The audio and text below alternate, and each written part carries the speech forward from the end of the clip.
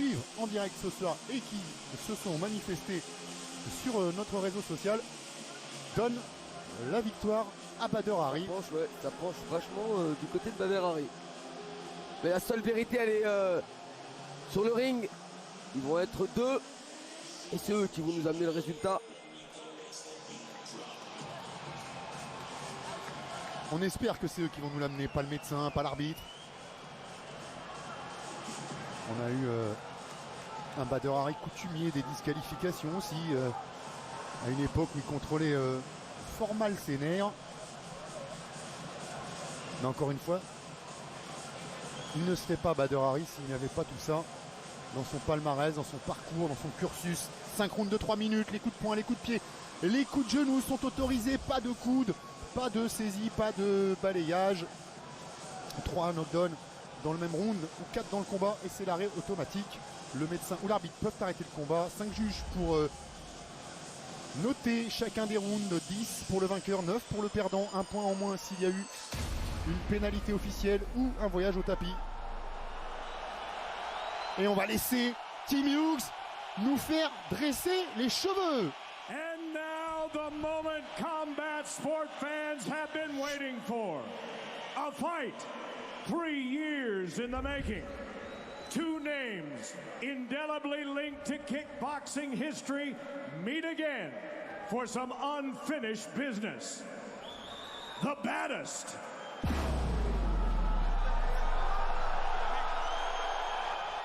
and the king.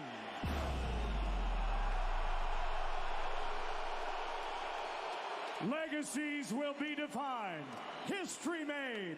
5 rounds for the heavyweight championship of the world. This bout sanctioned by the International Sport Kickboxing Association. At the opening bell, your referee, Atsushi Onare. For the 30,000 fans with us live inside a sold-out Galradome Arnhem. To the millions watching live around the world, it's time for glory! Allez, c'est la dernière fois qu'on entendra cette formule cette année. Let's meet the challenger, fighting out of the black corner. He's a 2-time K1 World Grand Prix finalist and K1 and it's Showtime World Champion. His professional record, impressive. 106 wins, 13 losses, and 92 career knockouts. Standing 6 feet 6 inches tall, 1.98 meters. He weighed in at 244.5 pounds, 110.9 kilos. Fighting out of Morocco. Et 110 kilos pour Bader Hari. The baddest, Bader Hari.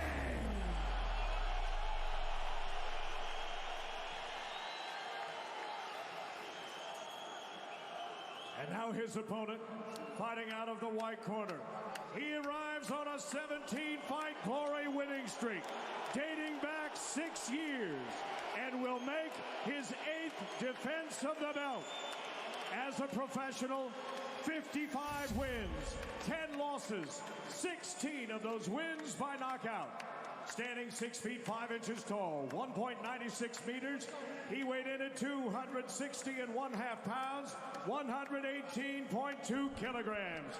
Fighting tonight out of the Netherlands, ladies and gentlemen, introducing the reigning and defending undisputed heavyweight champion of the world, the king of kickboxing, Rico Verhoeven.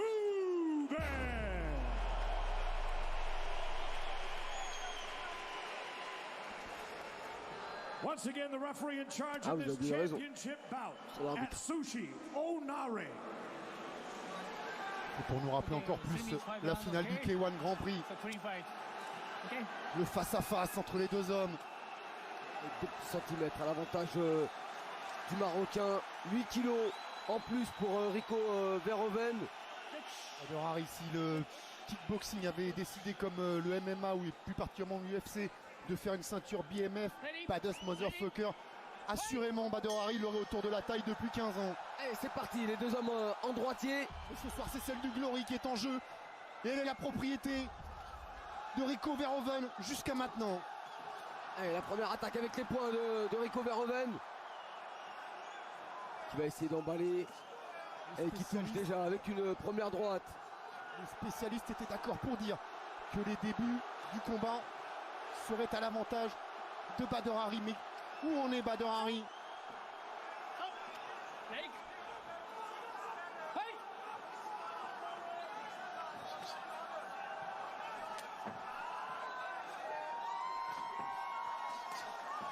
Ouf.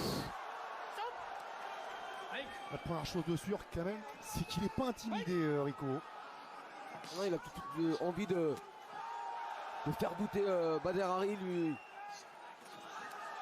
Il place des attaques en ligne basse, c'est bloqué cette fois. Et la droite de Bader Hari.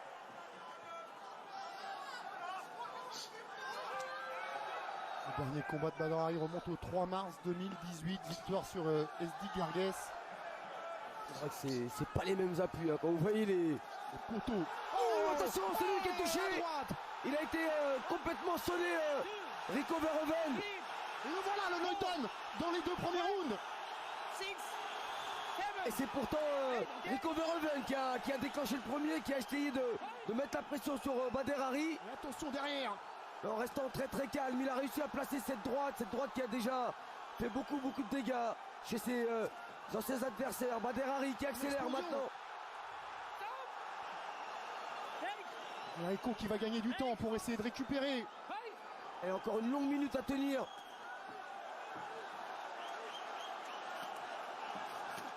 Oh, encore la droite. Placer le kick qui s'expose au contre avec la droite de Bader Hari, Rico Verhoeven. Et voilà, encore derrière l'esquive, il arrive à bien retomber. Et là on sent, hein, c'est Rico Verhoeven qui cherche à s'accrocher, qui refuse l'échange en points. Il n'a pas encore complètement récupéré le champion. Ça avait mal démarré déjà dans leur première rencontre où Bader Hari avait l'avantage dans les premiers échanges, mais peut-être pas à ce point-là. Mais attention à ce niveau, avec des combattants comme ça, tout peut s'inverser.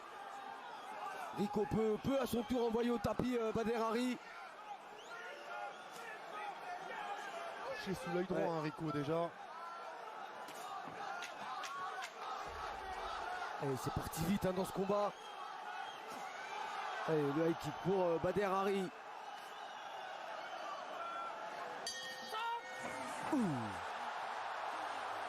Quelle première reprise déjà. Première reprise. Beaucoup de choses.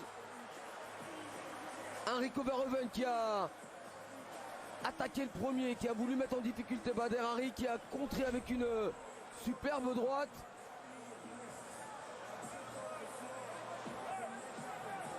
Voilà, elle arrive juste au niveau du menton, cette très courte droite de Bader Hari, même presque à la gorge. Et heureusement que ça a manqué de précision, parce que si c'était vissé à la pointe du menton, ça aurait été un KO net. Et déjà, Bader Hari réalise et réussit ce que beaucoup ne parviennent même pas à imaginer, envoyer Rico Verhoeven au tapis.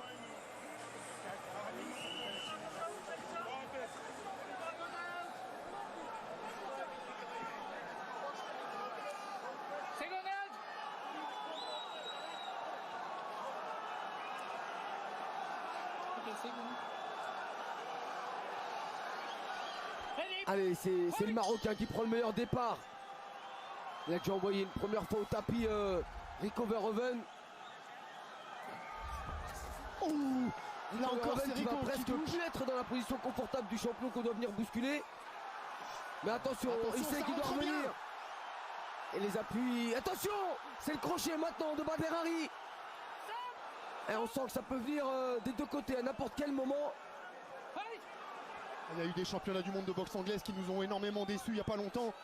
Mais ce combat-là, en pied-point, pour l'instant, il tient son rang.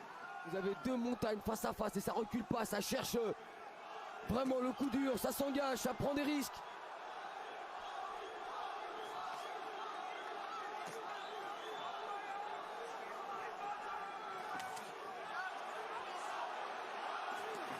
Et on place un petit coup de pied au niveau des appuis pour se rapprocher. Mais ce que veulent vraiment l'un ou l'autre, c'est faire parler le power punch. Là en travaillant plutôt à l'intérieur, c'est Rico Verhoeven, l'autre en prenant l'extérieur avec ses larges crochets, c'est Badr Hari. Et il passe en garde de gauche et maintenant Badr Hari place le retourné. Il avait pu lui placer comme il l'avait placé à Stéphane Leko. Mais enfin c'est pas le même gabarit, Leko qui était un des plus petits poids lourds à l'époque. Et Rico Verhoeven qui est l'un des plus puissants actuellement. Il a les points ce soir Badr Hari pour faire mal à Rico Verhoeven, il a peut-être un petit peu moins les jambes. Ouh, attention à ce coup qui arrive juste derrière le coude. Rico est en train de démolir la jambe gauche de Badr.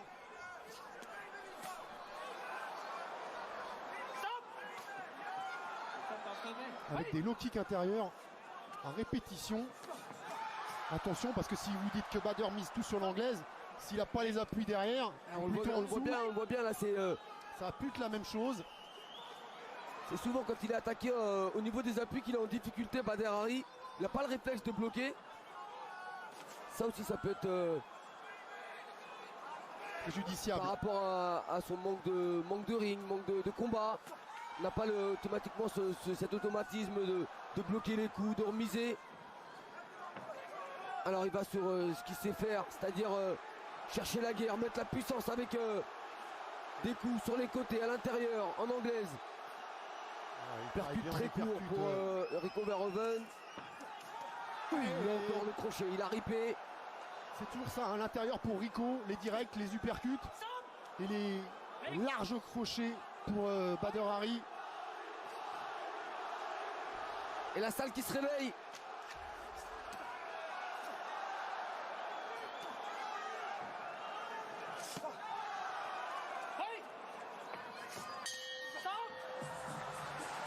Ça n'a pas baissé de niveau, en tout cas le rythme est toujours le même.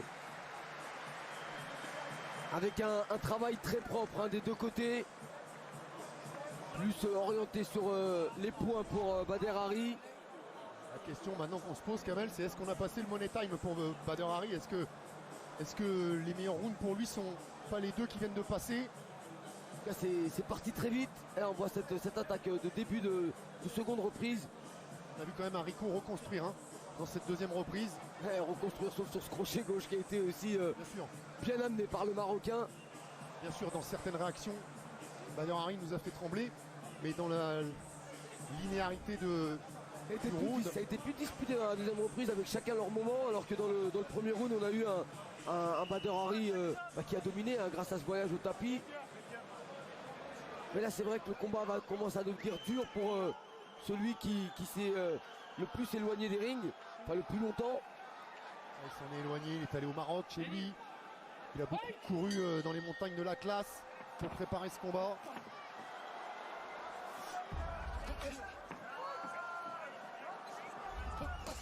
Et on connaît la faiblesse d'un combattant qui manque de ring, c'est-à-dire... Et le deuxième voyage au tapis, on vous rappelle qu'il ne peut aller que 4 fois au tapis en 5 rounds. Faute de quoi, l'arbitre sera obligé d'arrêter le combat. Il m'a fait mentir, je parlais de sa faiblesse qui venait des jambes, je le trouvais pas très bien en appui, mais c'est avec un high kick qu'il est venu encore une fois envoyer au tapis Rico Verhoeven, et ce high kick à la façon Badr Hari qui retombe avec le tibia sur le sommet du crâne. Il n'y en a pas 50 des combattants qui peuvent envoyer Rico Verhoeven au tapis à 2 reprises dans un combat. Il n'y en a pas 150, il n'y en a même qu'un. Qu'est-ce qui s'est passé? Oh non, me dites pas qu'il s'est blessé. Oh, ça serait catastrophique. Ne me dites pas qu'il s'est blessé. Oh là là. Oh, c'est pas vrai, après le bras, c'est la jambe. On va attendre le ralenti pour voir ce qui s'est passé, mais est-ce que c'est vraiment la jambe? Qu'est-ce qui s'est passé encore? Voilà ce qui pourrait nous amener vers encore une opposition entre ces deux hommes, et encore plus aujourd'hui qu'hier. Ah, apparemment, visiblement, c'est la jambe gauche au niveau de la cheville. Ah, il y a de quoi rager, bien sûr, il y a de quoi rager pour Badr Hari.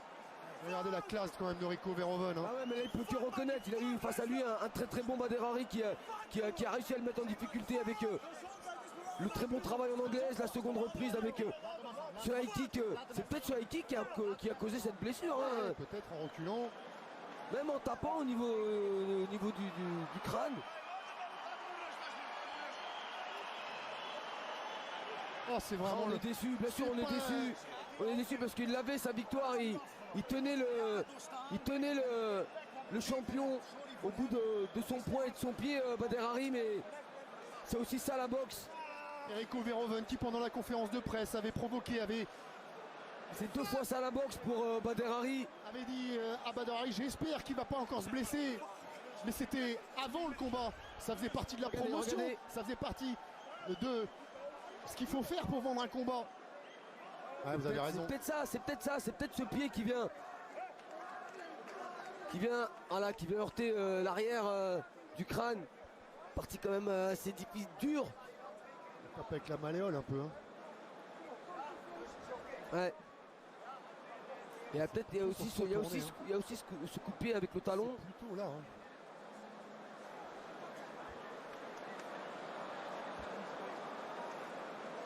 Ah, il le sent tout de suite. Hein. Ouais, c'est peut-être ce coup de pied. Hein. Ça fait vibrer. On a vu vibrer le pied.